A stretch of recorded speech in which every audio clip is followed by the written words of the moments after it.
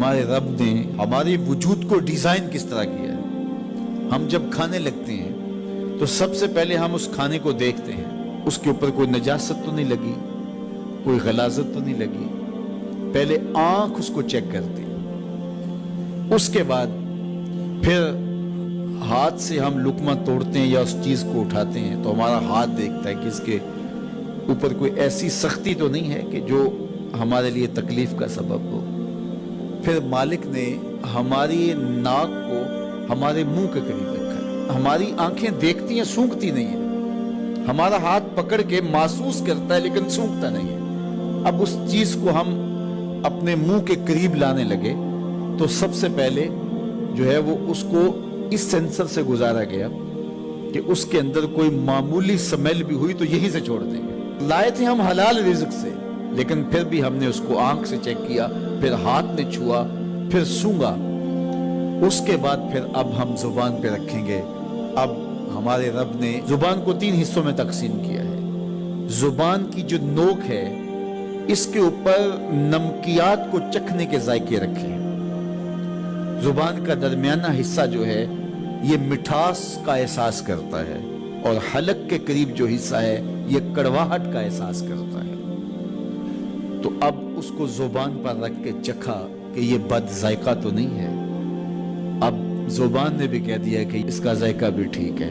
اب دانتوں کی چکی میں پیسا کہ اس کے اندر کوئی ایسی چیز تو نہیں ہے کہ جو تمہارے معدے پہ شاک ہو، پھر تمہارے حلق سے نیچے اترا۔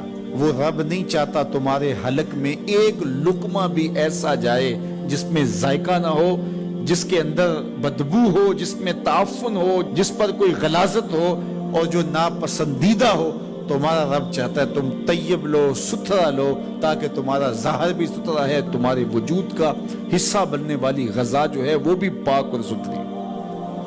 تمہارا رب تمہیں صاف دیکھنا چاہتا ہے، صاف رکھنا چاہتا ہے۔ یہ تمہارے لیے اس رب کی تلقین ہے کہ تم صاف رہو۔ جو کھانے کا وضو ہے وہ ہاتھ دھونا ہے اور کلی کرنا ہے۔ جب تم کھانا کھانے لگو تو ہاتھ دھو لو اور اس کے بعد کلی کرو اور اس کے بعد کھانا شروع کرو، اور کھانے کے بعد پھر دوبارہ کلی کرو۔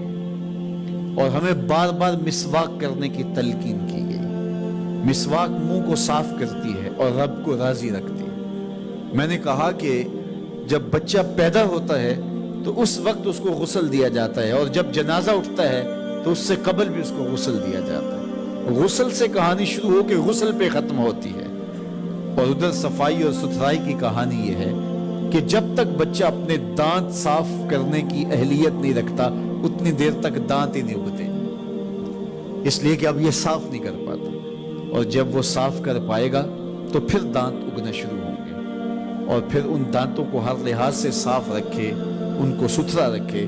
میرے اور آپ کے آقا و مولا حضور ختم المرتبت صلی اللہ علیہ وآلہ وسلم کا جب آخری وقت آیا اور حضرت اسرائیل علیہ السلام قبض روح کے لیے اجازت طلب کر رہے تھے تو حضور نے فرمایا عائشہ مسواک دو، تو حضور کو مسواک دی گئی۔ نقاہت تھی، کمزوری تھی، اور مسواک سخت تھی، تو حضور نے ارشاد فرمایا عائشہ اس کو چبا کے دو۔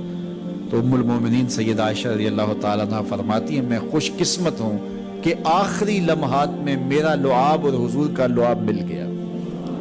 تو انہوں نے چبا کے نرم کر کے حضور کو مسواک دی، اور حضور نے اس آخری وقت میں جب انتہائی نقاہت اور کمزوری تھی مسواک کی کہ میں اپنے رب کے حضور حاضر ہو رہا ہوں۔ تو ہمارے دین نے ہمیں یہ تلقین کی ہے کہ تم اپنے آپ کو بھی صاف رکھو، اپنے وجود کو بھی صاف رکھو، اپنے بالوں کو بھی صاف رکھو، اپنے لباس کو بھی صاف رکھو، لیکن پھر اس پہ اکتفا نہیں ہے، جہاں تم رہتے ہو اس جگہ کو بھی تم صاف رکھو، اپنے اطراف کے ماحول کو بھی صاف رکھو، اپنے گھر کو بھی صاف رکھو، اور اپنی گلی کو اور اپنے محلے کی صفائی کا اہتمام